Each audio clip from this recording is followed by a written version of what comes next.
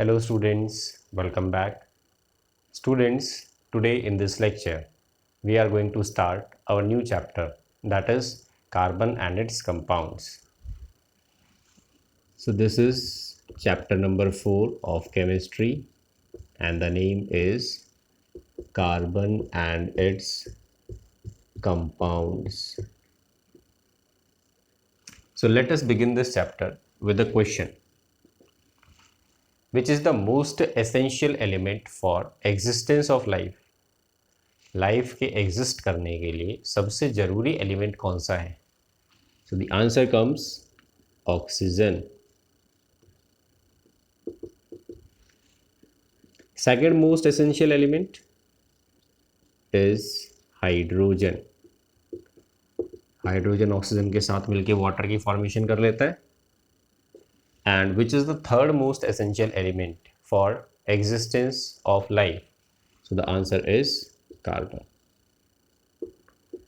So carbon is the third most essential element for existence of life. तो इसका ये मतलब हुआ कि ये एक काफ़ी इम्पॉर्टेंट रोल प्ले करता है लाइफ के एग्जिस्ट करने के लिए. इसी वजह से इसको हम यहाँ पर इस चैप्टर में पढ़ रहे हैं. अब क्या क्या इम्पॉर्टेंट रोल प्ले करता है कार्बन लाइफ के एग्जिस्ट करने में जो हेल्पफुल होते हैं? तो देखो इसको हम समझते हैं यहाँ पर इंपॉर्टेंस ऑफ कार्बन से.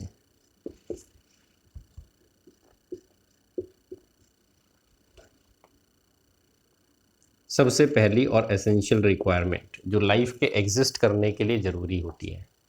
बच्चों हमने पढ़ा होगा बायो के अंदर कि लाइफ जो है वो कैसे एग्जिस्ट करती है.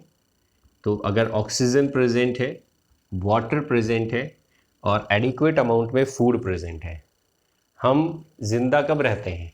जब हमें तीन चीज़ें मिलती रहें. सांस लेने के लिए ऑक्सीजन, वाटर बॉडी के मेटाबॉलिज्म को कैरी करने के लिए, और तीसरा है एनर्जी रिक्वायरमेंट को फुलफिल करने के लिए फूड. ये तीन चीज़ें अगर हमारी कंटिन्यूसली सप्लाई होती रहे तो हमारी बॉडी जो है वो ईजीली सर्वाइव कर सकती है. तो सबसे पहली रिक्वायरमेंट आ जाती है जो कार्बन फुलफिल करता है, दैट इज़ फूड. हमारा जो फूड होता है इसके अंदर कार्बोहाइड्रेट्स, प्रोटीन्स या फिर फैट्स, ये तीन चीज़ें प्रेजेंट होती हैं. अगर आप इन तीनों का कॉम्पोजिशन देखेंगे तो आपको पता चलेगा carbon atom it plays the major role in these food products, और you can say that the constituent of foods. तो कार्बन एटम फूड का एक एसेंशियल पार्ट बना रहा है, इस वजह से ये इम्पॉर्टेंट हो गया हमारे लिए. चलिए अब दूसरी रिक्वायरमेंट देखते हैं जो कार्बन का एटम फुलफिल करता है. सेकेंड रिक्वायरमेंट इज क्लोथ्स, कपड़े. तो हमारी बॉडी को माइक्रो ऑर्गेनिज्म से प्रोटेक्ट करने के लिए और एडवर्स वेदर कंडीशन से प्रोटेक्ट करने के लिए हम क्या करते हैं? हम कपड़े पहनते हैं. तो ये कपड़े किसके बने होते हैं? या तो ये किसी सिल्क के फैब्रिक के बने होंगे, कॉटन के बने होंगे, पॉलिस्टर के बने होंगे, नायलॉन के बने होंगे. तो ये अलग अलग तरह के फैब्रिक होते हैं जिससे हमारे कपड़े बने हुए होते हैं. और जब आप इनका कॉम्पोजिशन पढ़ोगे तो इनके कॉम्पोजिशन में भी आपको ये पता चलेगा that carbon atom it plays the major role in these fabrics. तो इन धागों को बनाने में, इन फैब्रिक को बनाने में भी कार्बन एटम जो है वो मेजर रोल प्ले कर रहा है. तो ये भी हमारे एग्जिस्टेंस के लिए जो है वो एक ज़रूरी चीज़ है, क्योंकि ये सर्दियों में अगर आप गर्म कपड़े नहीं पहनोगे तो बीमार हो जाओगे. ठीक है, तो क्लोथ्स आ गई हमारी रिक्वायरमेंट. तीसरी रिक्वायरमेंट बताओ जो एसेंशियल है? मेडिसिन्स, दवाइयाँ. तो आजकल आप देख ही रहे हो कि कोरोना वायरस जो है हम उसकी दवाई डिस्कवर करने में लगे हुए हैं. तो ऐसी जितनी भी डेडली डिजीज़ेज़ हैं जिससे हमारी जान को खतरा हो सकता है, उन सब के ट्रीटमेंट के लिए हम दवाइयों का यूज़ करते हैं, और ज़्यादातर दवाइयाँ जो हैं उनके अंदर कार्बन एटम प्रेजेंट होता है. ठीक है, तो फॉर एग्जांपल पैरासीटामोल कहाँ प्रेजेंट होता है? ये सॉल्ट क्रोसिन में. क्रोसिन क्या काम करती है, ये बुखार जब होता है तब दी जाती है। तो it is called antipyretic drug, antipyretic drug. पायरा मीन्स हाई टेम्परेचर और फीवर, एंटी मीन्स अगेंस्ट। तो जो दवाई बुखार को कंट्रोल करने में, टेम्परेचर को कंट्रोल करने के लिए यूज़ की जाती है, that is called antipyretic drug, paracetamol. ऐसे ही पेन किलर जैसे कि डाइक्लोफिनेक, इसमें भी प्रेजेंट है कार्बन एटम। इसके अलावा एंटासिड, इसमें भी प्रेजेंट है कार्बन एटम। इसके अलावा बहुत सारी न्यूरोलॉजिकल ड्रग्स, इनके अंदर भी प्रेजेंट होता है कार्बन एटम। तो ज़्यादातर दवाइयाँ जो हम यूज़ करते हैं डेली लाइफ में, all of them are made up of carbon and its compounds. तो इनमें भी कार्बन एटम प्रेजेंट होता है। तो मेडिसिन जो हैं वो भी हमारे सर्वाइवल के लिए एसेंशियल होती हैं। चलिए एक और रिक्वायरमेंट देखते हैं मेडिसिन के बाद में, पॉलीमर्स। डेली लाइफ में बहुत सारे ऐसी चीज़ें यूज़ करते हैं जो पॉलीमर से बनी हुई होती हैं। फॉर एग्ज़ाम्पल, आप मार्केट से सामान लेके आते हो, तो जो कैरी बैग होता है या जो पैकिंग का हमारा आइटम होता है, दैट इज़ हैविंग पॉलीथीन। घर पे इलेक्ट्रॉनिक आइटम्स रखे हैं, चाहे वो माइक्रोवेव ओवन हो, चाहे वो टीवी हो, चाहे वो फ्रिज हो, तो इनके जो कंपोनेंट्स होते हैं, जो बॉडी पार्ट्स होते हैं, जहाँ से हमें इलेक्ट्रिक शॉक लगने का खतरा होता है, वो सभी किससे बने होते हैं, पीवीसी से। पीवीसी क्या है, पीवीसी इज़ अ पॉलीमर जो हमें शॉक लगने से बचाता है। इसके अलावा नायलॉन, सुबह उठते ही आप ब्रश करते हैं, ब्रश करते हो तो ब्रश का जो फैब्रिक है, जो उसका हेयर है, वो किससे बना होता है, वो भी एक पॉलीमर से बना हुआ होता है। ठीक है, रस्सियाँ, बकेट, टब, पाइप्स, ये सभी इन पॉलीमर से बनती हैं। तो पॉलीमर्स जो हैं वो हमारी डेली लाइफ के अंदर भी कई जगह पर प्रेजेंट है, जिनको हम यूज़ कर रहे हैं, and all of them they contain carbon atom. ज़्यादातर पॉलीमर्स जो है वो कार्बन एटम से बनते हैं। तो कार्बन एटम जो है वो इतनी सारी एसेंशियल रिक्वायरमेंट हमारी डेली लाइफ की फुलफिल करता है।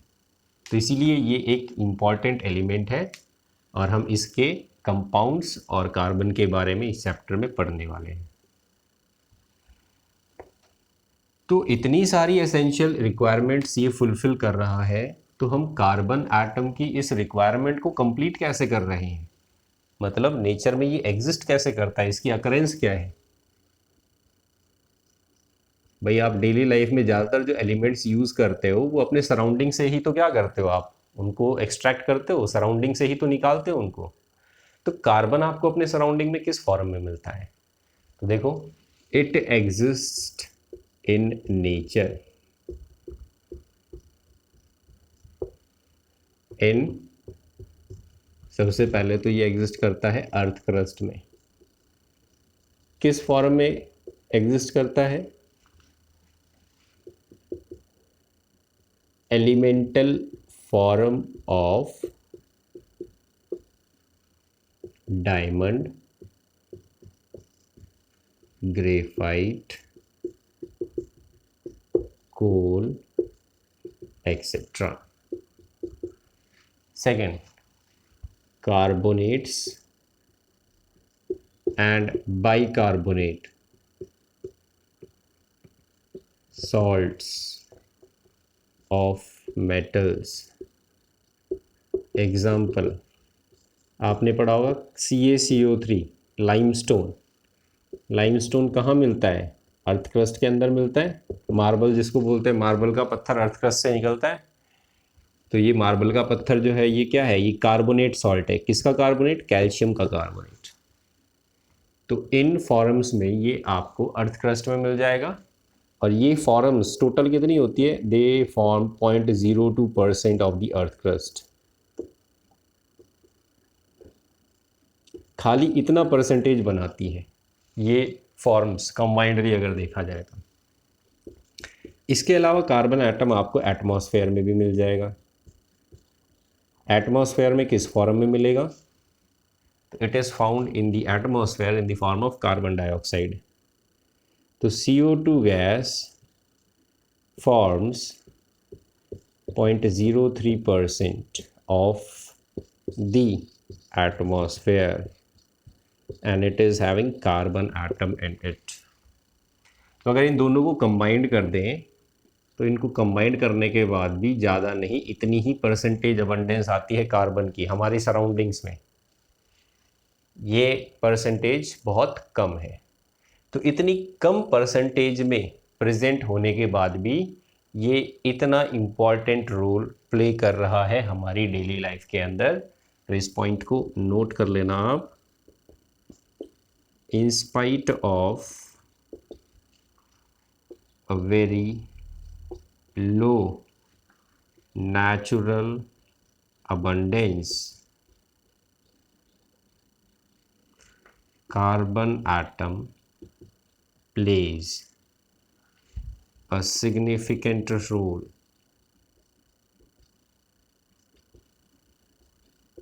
in our life। तो हमने इतनी सारी चीज़ें कार्बन से बनाई जो कि एक एसेंशियल रोल प्ले कर रही है हमारी डेली लाइफ के अंदर। तो इसके अंदर कोई ख़ास प्रॉपर्टी होगी जिसकी वजह से ये एक एसेंशियल रोल हमारे लाइफ के अंदर प्ले कर रहा है। तो ये ख़ास प्रॉपर्टी या ख़ास एबिलिटी जो है वो होती है इसकी बॉन्डिंग में।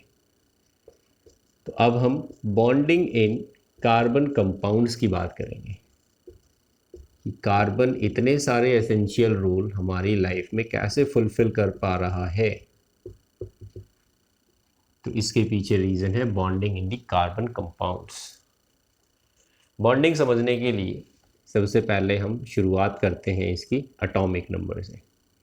कार्बन का एटॉमिक नंबर क्या होता है बच्चों? तो it has an atomic number of 6। इसका कन्फिगरेशन कैसे लिखा जाएगा? So configuration will be written as 2 and 4। अब देखो, according to the configuration it is having 2 shell K and L। L shell जो है वो क्या हो गया इसका? This is the outermost shell. Outermost shell को क्या बोलते हैं? It is called valence shell. तो वेलेंस शेल के जो इलेक्ट्रॉन्स होते हैं they are called valence electrons. अब देखो बच्चों, कार्बन के पास 4 वेलेंस इलेक्ट्रॉन है। Carbon atom has 4 valence electrons. आपने पढ़ा होगा 9th क्लास में, all the elements wants to attain noble gas configuration। सभी एटम्स जो होते हैं अलग अलग एलिमेंट्स के, वो सभी कैसा कन्फिगरेशन चाहते हैं? They want noble gas configuration. वो नोबल गैस के जैसा कन्फिगरेशन चाहते हैं।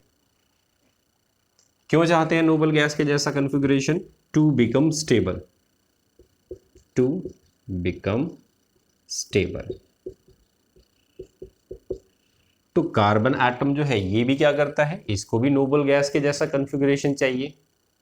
तो अगर कार्बन का एटम नोबल गैस के जैसा कन्फिगरेशन अटेन करना चाहे तो क्या होगा? कितने ऑप्शंस हैं? 2 ऑप्शंस हैं हमारे पास। क्या क्या ऑप्शंस हैं? तो देखो,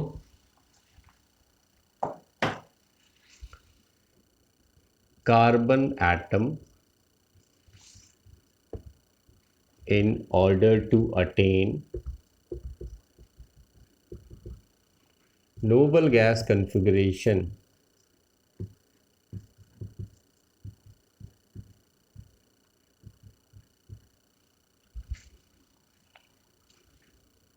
can follow these 2 ways। पहला रास्ता क्या है?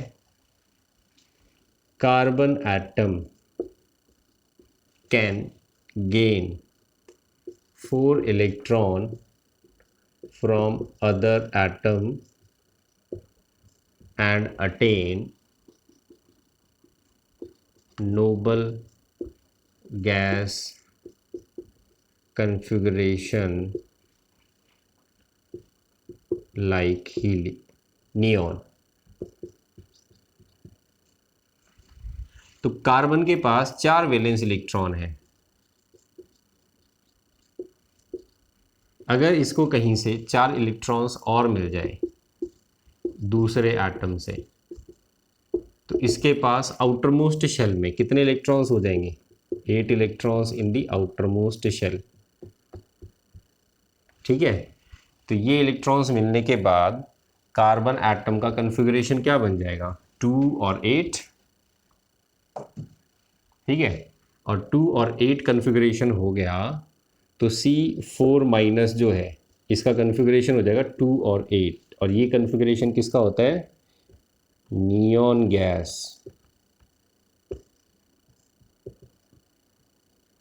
नियॉन गैस का कन्फिगरेशन होता है ये।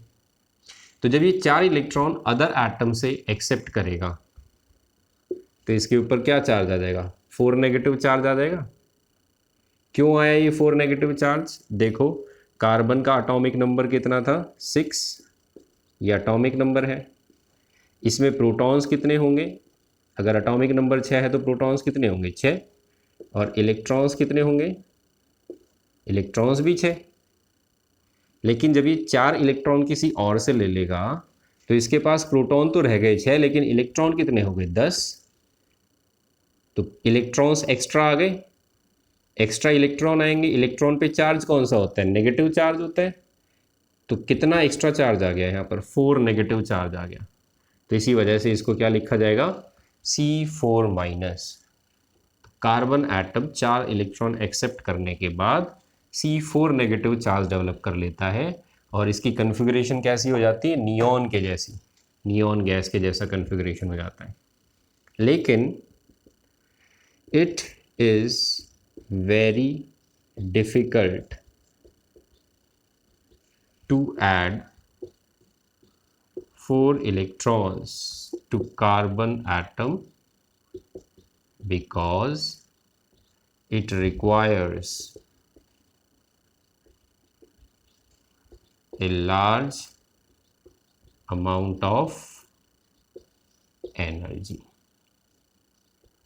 तो लार्ज अमाउंट ऑफ एनर्जी चाहिए ऐसा करने के लिए, और इसी वजह से it is not possible to form, hence it is not possible to form C4 minus ion. तो ये पॉसिबिलिटी जो है वो नहीं हो सकती, दिस इज नॉट पॉसिबल। तो पहला रास्ता बंद हो गया। कार्बन का एटम 4 इलेक्ट्रॉन अगर किसी दूसरे एटम से ले लेता तो इसका कन्फिगरेशन कैसा हो जाता? नियॉन गैस के जैसा, और ये स्टेबल बन जाता। ठीक है, तो अगर 4 इलेक्ट्रॉन इस पे ऐड कर दिए जाएं तो इस पे क्या आ जाएगा? C4 नेगेटिव चार्ज आ जाएगा। लेकिन 4 इलेक्ट्रॉन ऐड करना क्या है? बहुत ही टिपिकल टास्क है, क्योंकि ऐसा करने के लिए बहुत ज़्यादा एनर्जी की रिक्वायरमेंट होती है, और इसी वजह से ये बनाना जो है वो पॉसिबल नहीं हो पाता। अब आते हैं दूसरी पॉसिबिलिटी पे। चलो, ये रास्ता पॉसिबल नहीं है एनर्जी की वजह से, तो दूसरा रास्ता क्या है? दूसरा रास्ता ये है कि कार्बन का एटम अपने 4 इलेक्ट्रॉन लूज कर दे, और लूज करके कन्फिगरेशन कैसा कर ले? हीलियम के जैसा। तो carbon atom can lose 4 electrons and attain noble gas configuration like helium। अब देखो क्या होगा। तो कार्बन के पास 4 वैलेंस इलेक्ट्रॉन है। ठीक है, अगर ये 4 वैलेंस इलेक्ट्रॉन जो है इनको ये लूज कर दे, किसी दूसरे एटम को दे दे, तो लूज, तो ये लूज करने के बाद इसका कन्फिग्रेशन क्या बचेगा, खाली 2 इलेक्ट्रॉन बचेंगे, ठीक है। तो इलेक्ट्रॉनिक कन्फिग्रेशन हो जाएगा 2। और ये कन्फिग्रेशन किसका होता है, ये कन्फिग्रेशन होता है हीलियम गैस कन्फिग्रेशन। और हीलियम गैस क्या है, नोबल गैस है, स्टेबल होती है। तो अगर कार्बन 4 इलेक्ट्रॉन लूज कर दें तो इसका कन्फिग्रेशन हीलियम गैस के जैसा बन जाएगा और ये भी स्टेबल हो जाएगा। लेकिन ये पॉसिबिलिटी भी फेवरेबल नहीं है। It is very difficult to lose 4 electrons and form C4 positive ion because it requires a large amount of energy। तो यहाँ पर भी अगर आपको ऐसा करना है तो आपको बहुत ज़्यादा एनर्जी की रिक्वायरमेंट पड़ने वाली है। Hence formation of C4 positive is not possible। तो इस वजह से कार्बन एटम का ये ऑप्शन जो है ये भी बंद हो जाता है due to energy requirement.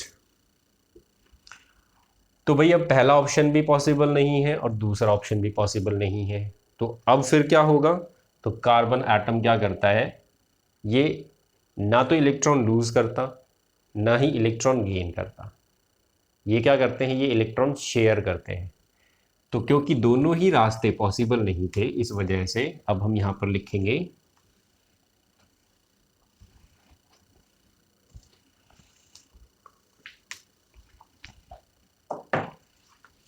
because it is difficult to lose or gain electrons, hence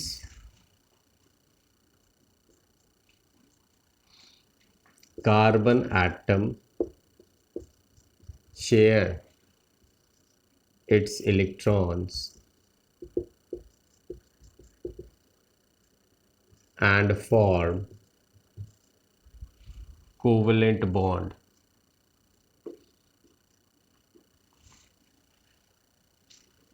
यहाँ पर एक लाइन ऐड कर लेना, share it electrons with itself और with other atom, with itself और with other atom and form covalent bond. तो carbon का atom जो है ना तो वो इलेक्ट्रॉन लूज करता ना वो इलेक्ट्रॉन गेन करता, बल्कि वो क्या करता है, वो इलेक्ट्रॉन शेयर करता है।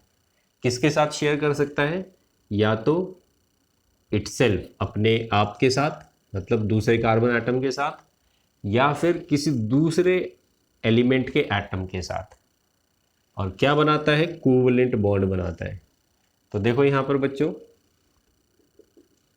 कोवलेंट बॉन्ड, इसकी डेफिनेशन लिख देते हैं हम इससे, the bond formed between atoms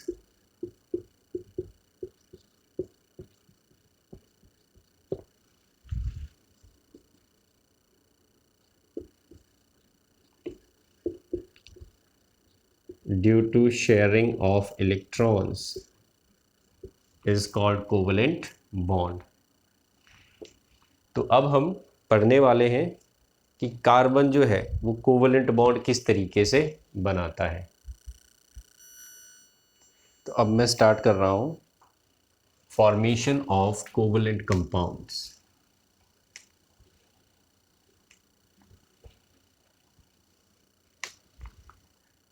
formation of covalent compounds,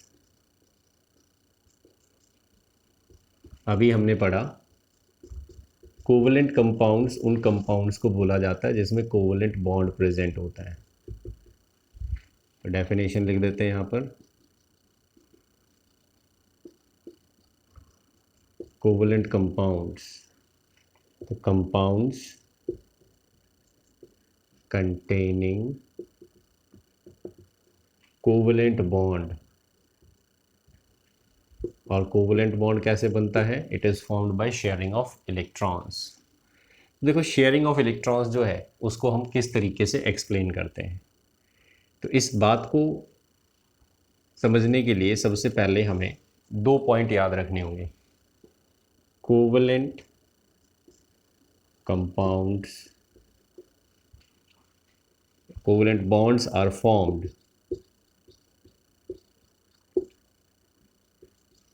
when non-metal combines with non-metal। जब दो नॉन मेटल आपस में कंबाइन करते हैं तब कोवलेंट बॉन्ड की फॉर्मेशन होती है, पहली बात। दूसरी बात, in the formation of covalent bond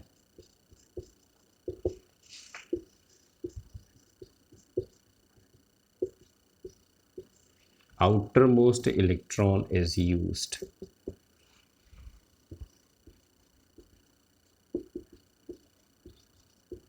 तो अब हम जो कंपाउंड्स एक्सप्लेन करने वाले हैं इन सब के अंदर पहली बात, जो कोवलेंट बॉन्ड बनेगा वो नॉन मेटल और नॉन मेटल के बीच में बन रहा होगा।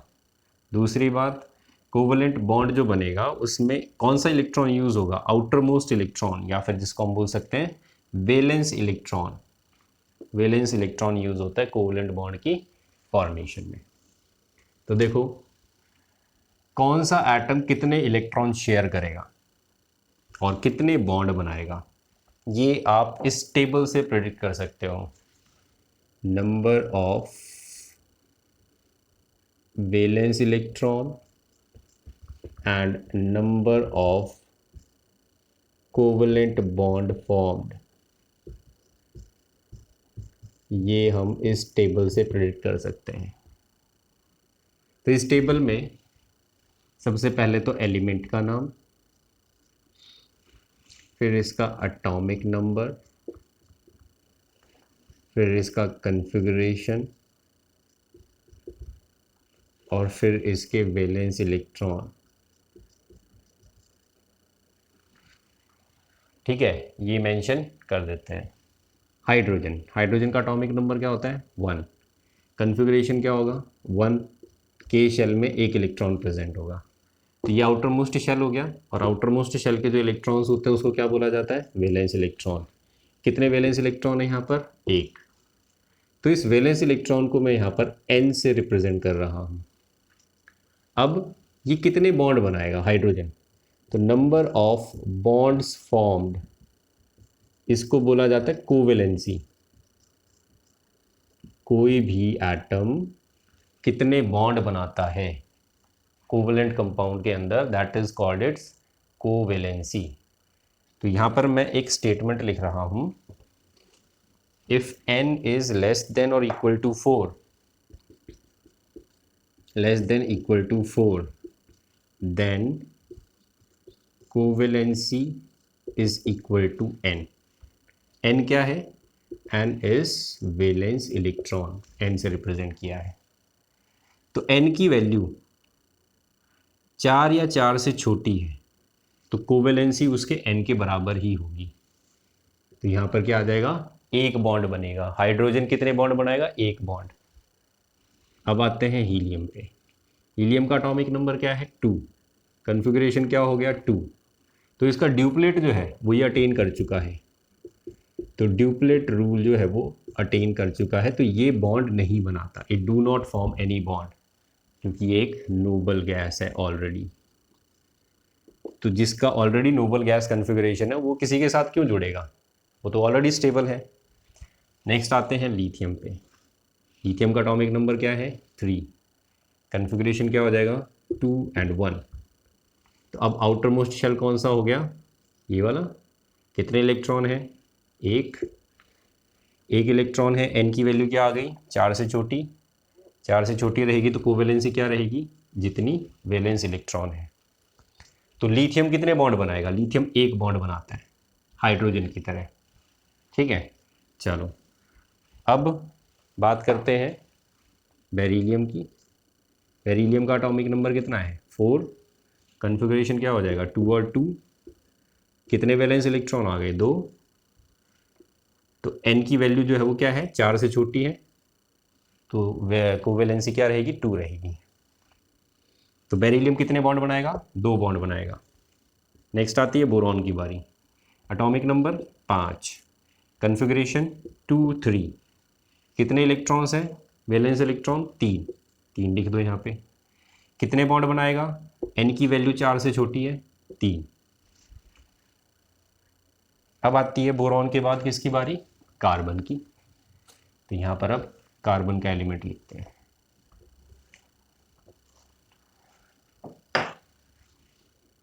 कार्बन एटॉमिक नंबर कितना है? 6, कन्फिग्रेशन 2 and 4। वैलेंस इलेक्ट्रॉन कितने हैं? 4। तो बॉन्ड कितने बनाएगा? 4 बॉन्ड। कार्बन के बाद में क्या आता है? Nitrogen atomic number 7, configuration 2 and 5। Valence electron कितने हो गए? 5। अब देखो n की वैल्यू क्या आ गई? 4 से बड़ी। तो अब मैं सेकंड स्टेटमेंट लिख रहा हूं।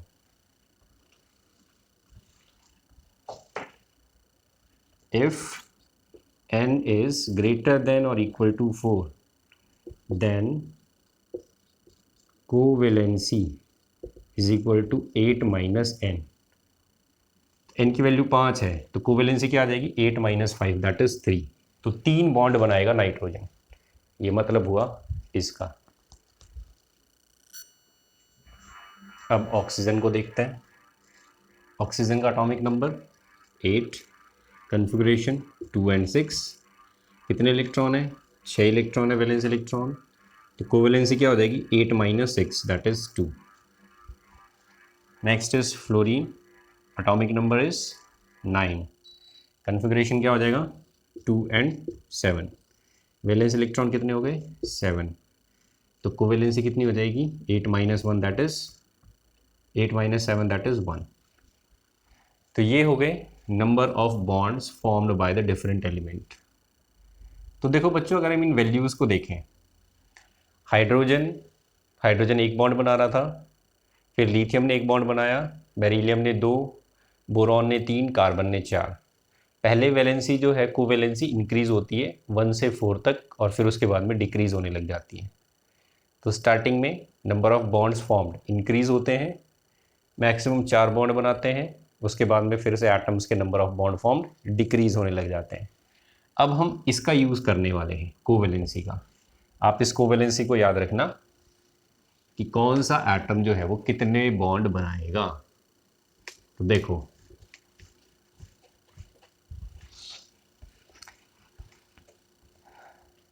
सबसे पहला मॉलिक्यूल है हाइड्रोजन, H2 गैस। हाइड्रोजन में एटॉमिक नंबर कितना होता है? 1।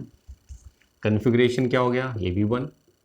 वैलेंस इलेक्ट्रॉन कितने आ गए? ये भी 1। और कोवेलेंसी कितनी है? Covalency is also 1। तो 2 हाइड्रोजन के एटम आपस में एक बॉन्ड बनाते हैं और अपना एक एक इलेक्ट्रॉन शेयर कर लेते हैं इस बॉन्ड पे। तो जब भी, ये पॉइंट नोट करना, when 2 electrons are shared between 2 atoms, single bond is formed.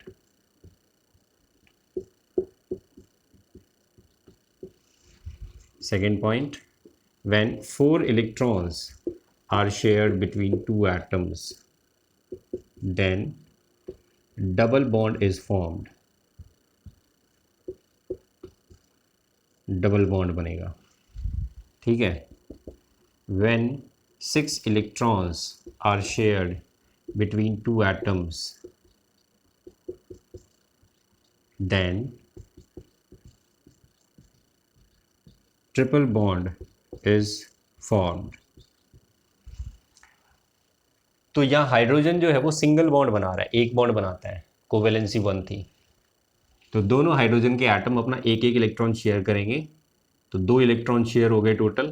Hydrogen का ड्यूप्लेट कंप्लीट हो गया और बॉन्ड कैसा बन गया, सिंगल बॉन्ड। तो हाइड्रोजन मॉलिक्यूल इस तरीके से इलेक्ट्रॉन्स शेयर कर लेते हैं और फिर सिंगल बॉन्ड बना लेते हैं। चलो नेक्स्ट देखो,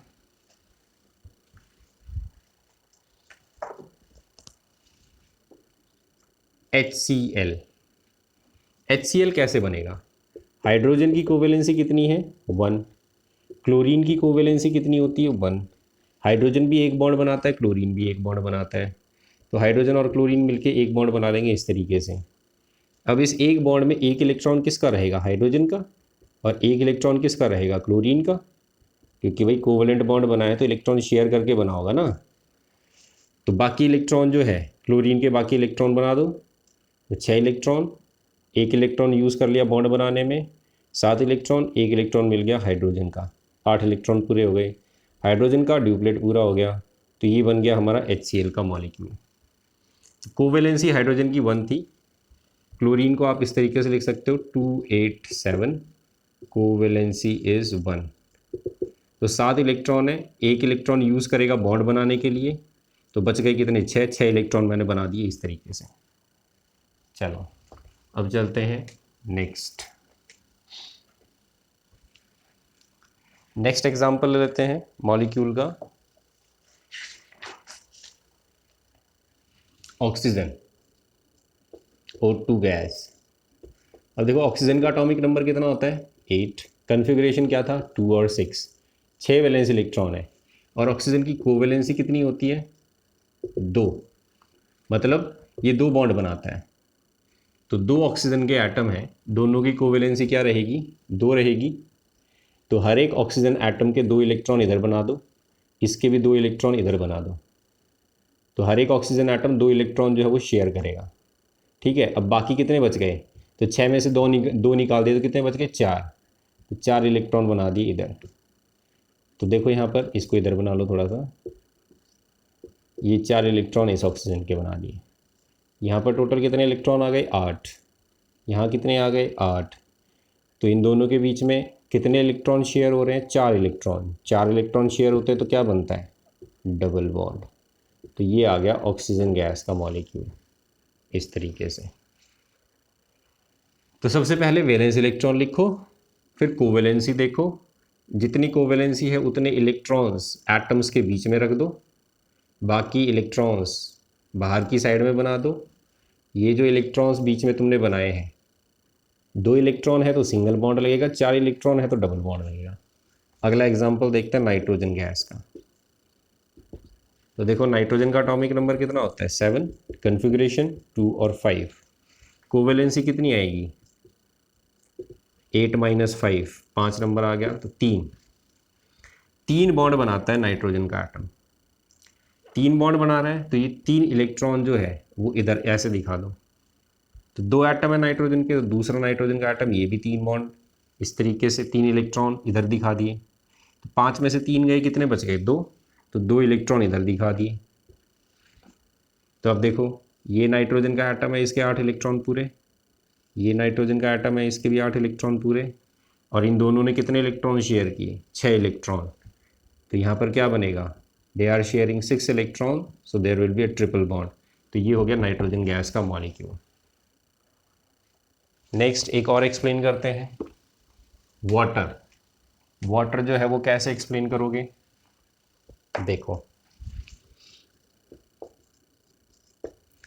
सबसे पहले लिखो ऑक्सीजन का एटॉमिक नंबर 8, कन्फिग्रेशन 2 और 6, 6 वैलेंस इलेक्ट्रॉन, कोवैलेंसी कितनी होती है ऑक्सीजन की, 2, मतलब 2 बॉन्ड बनाता है। तो ऑक्सीजन के 6 इलेक्ट्रॉन में से 2 इलेक्ट्रॉन इधर बना दो, ठीक है। ये 2 इलेक्ट्रॉन जो है ये क्या करेंगे, ये हाइड्रोजन के साथ बॉन्ड बनाएंगे। तो मैं पहले ही 2 बॉन्ड दिखा देता हूँ इस तरीके से कि भाई ऑक्सीजन 2 बॉन्ड बनाता है, हाइड्रोजन 1 बॉन्ड बनाता है। तो हाइड्रोजन को अगर मैं देखूँ, हाइड्रोजन का एटॉमिक नंबर था 1, कोवैलेंसी थी 1। तो हाइड्रोजन ने 1 बॉन्ड ऑक्सीजन के साथ बनाया, इस हाइड्रोजन ने दूसरा बॉन्ड बना लिया, 2 बॉन्ड बन गए। तो 6 - 2 कितने बच गए, 4, तो 4 इलेक्ट्रॉन यहाँ दिखा दिए। तो ये हो गया H2O का मॉलिक्यूल। तो इस तरीके से हम इसको एक्सप्लेन कर सकते हैं। CO2 गैस जो है वो कैसे दिखाओगे, तो देखो यहाँ पर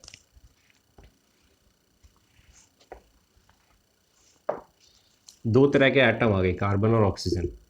ऑक्सीजन का एटॉमिक नंबर होता है 8, कन्फिग्रेशन होता है 2 और 6, और कोवेलेंसी कितनी रहती है 2, मतलब 2 बॉन्ड बनाता है। तो कार्बन जो है वो ऑक्सीजन के साथ, 2 ऑक्सीजन एटम के साथ बॉन्ड बनाएगा, तो ऑक्सीजन तो डबल बॉन्ड बनाएगा क्योंकि ऑक्सीजन की कोवेलेंसी कितनी है 2। कार्बन जो है इसका एटॉमिक नंबर 6, कन्फिग्रेशन 2 और 4, तो इसकी कोवेलेंसी कितनी होती है 4, मतलब ये 4 बॉन्ड बनाता है। तो दोनों ऑक्सीजन एटम है, इसको मैंने इस तरीके से सीधा करके जोड़ दिया।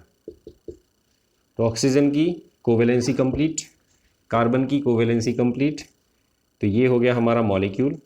इसमें आप इलेक्ट्रॉन्स अगर शो करना चाहें तो ऐसे शो कर सकते हैं।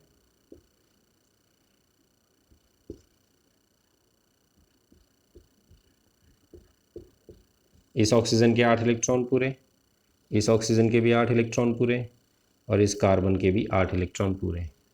Carbon double bond carbon, sorry carbon double bond oxygen, तो ये हो गया हमारा मॉलिक्यूल CO2। तो इस तरीके से इनको बोला जाता है Lewis dot structure. These structures are representing the bonding in carbon compounds. अब देखो यहाँ पर कार्बन का तो एटम आया नहीं, तो इसको यहाँ पर हम कार्बन नहीं देख रहे, बट कंसेप्ट जो है वो वैसे ही लग रहा है, बॉन्डिंग वाला, कोवलेंट बॉन्ड की फॉर्मेशन। क्या मीथेन का एग्जांपल और लेते हैं। मीथेन जो है उसमें हम किस तरीके से एक्सप्लेन करेंगे। एग्जांपल इज CH4, कार्बन का एटॉमिक नंबर 6, कन्फिग्रेशन 2 और 4, कोवेलेंसी कितनी 4, 4 बॉन्ड बनाएगा। तो कार्बन 4 बॉन्ड बनाएगा। हाइड्रोजन कितने बॉन्ड बनाता है, हाइड्रोजन की कोवेलेंसी होती है 1, तो हाइड्रोजन 1 बॉन्ड बनाता है। तो भाई कितने हाइड्रोजन के एटम है, 4 एटम है, तो चारों एटम का एक एक बॉन्ड बना दो हाइड्रोजन के साथ, तो हाइड्रोजन के 4 पूरे हो गए एटम्स, और कार्बन जो है इसके भी 4 बॉन्ड पूरे हो गए, तो हर एक बॉन्ड के साथ 2 2 इलेक्ट्रॉन रिप्रेजेंट कर दो। तो कार्बन का ऑक्टेट कंप्लीट हो गया और हाइड्रोजन का ड्यूप्लेट कंप्लीट हो गया।